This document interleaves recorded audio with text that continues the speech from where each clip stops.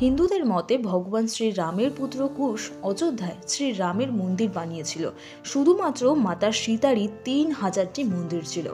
বলা হয় পঞ্চম শতকে কিছু মন্দিরের হাল খারাপ হতে শুরু করে। সেই সময় উজ্জয়িনের রাজা বিক্রমাদিত্য অযোধ্যায় আসে এবং কয়েকটি মন্দিরকে পুনর্নির্মাণ করে। এরপর আগত সময়ে মন্দিরগুলো ভালোভাবেই টিকে থাকে। ১৫২৬ সালে ২১শে এপ্রিল ইব্রাহিম লোদি এবং বাবরের মধ্যে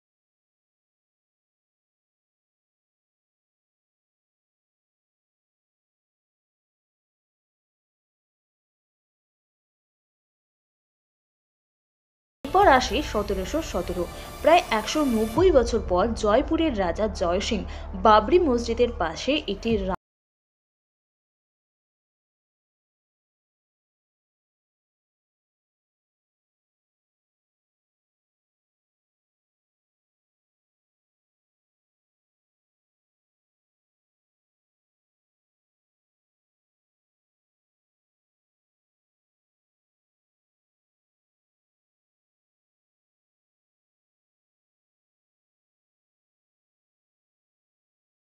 করেন যে মসজিদে যে পিলারের ব্যবহার করা হয়েছে সেগুলি মন্দির থেকে নেওয়া হয়েছিল।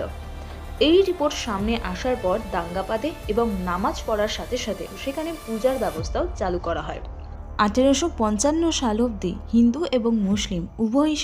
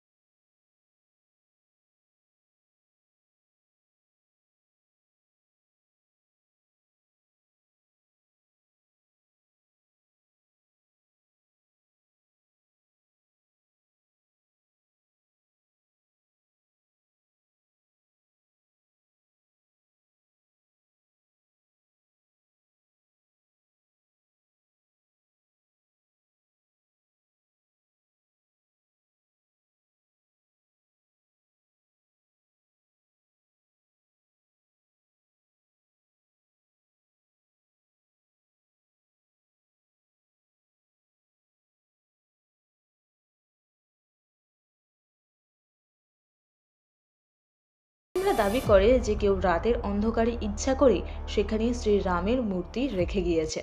খবর ছড়িয়ে পড়তেই সেখানে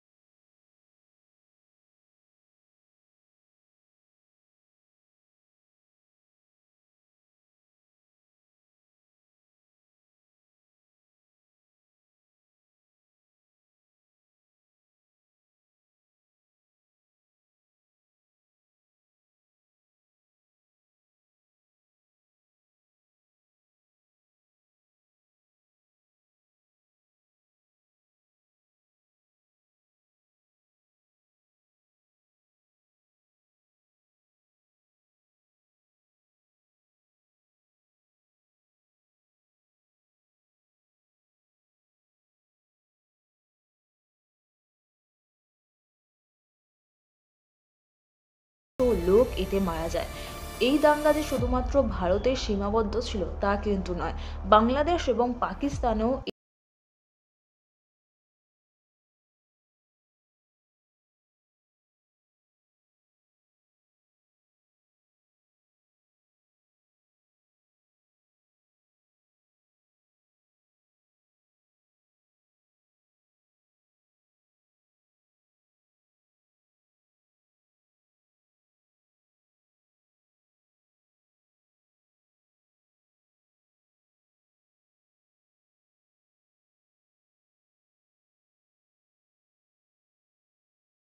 এখানে একসময় সত্যিকারেরই রাম মন্দিরের অবস্থান ছিল। এরপরে সুপ্রিম কোর্টে মামলা ওঠে যে এই স্থানটি আসলে কাদের, হিন্দুদের না মুসলমানদের। অবশেষে 2019 সালের 9 নভেম্বর সুপ্রিম কোর্ট জানিয়ে দেয় যে এই জমি রাম জন্মভূমি ট্রাস্টকেই দিয়ে দেওয়া হোক। 5ই ফেব্রুয়ারি 2020 রাম মন্দিরের নির্মাণের কাজ শুরু করে দেওয়া হয়। 500 বছর ধরে আন্দোলন, বিবাদ, হত্যা, এরপরও ফাইনালি শ্রী রামের জন্মভূমিতে রাম মন্দির প্রতিষ্ঠা হলো।